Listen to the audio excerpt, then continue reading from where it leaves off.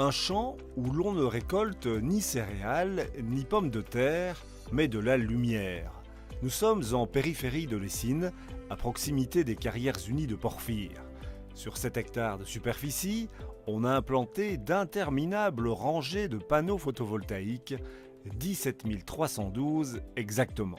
Les panneaux sont installés donc à l'intérieur du permis d'exploitation des CUP, donc dans une zone où on ne sera pas en exploitation avant au moins 50 ans. Donc les terrains sont disponibles pour installer les panneaux, mais ils sont aussi à proximité du projet Lessine 2020, des futures installations qui seront implantées sur la plateforme multimodale au niveau du boulevard Brancard. C'est une installation qui va produire environ 4,8 GWh par an.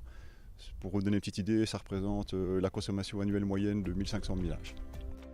Depuis 2 mois, le parc photovoltaïque est en fonctionnement. Il permettra aux Carrières Unies de réaliser de substantielles économies, tant sur le plan financier qu'en matière d'environnement. Il faut savoir que les installations de carrières sont très énergivores.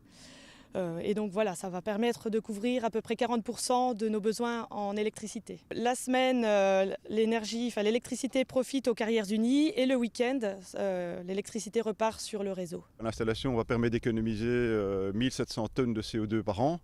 Pour vous donner une petite idée, il faudrait une surface de 168 hectares de forêt pour absorber la même quantité de CO2. Et donc ici, on est sur une surface de 7,25 hectares.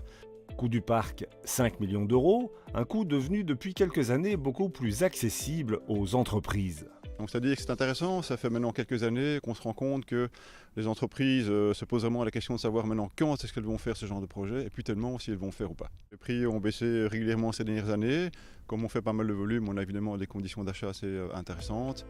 Considérée jusqu'à présent comme une industrie particulièrement polluante, les CUP souhaitent ainsi passer à une image de marque beaucoup plus positive.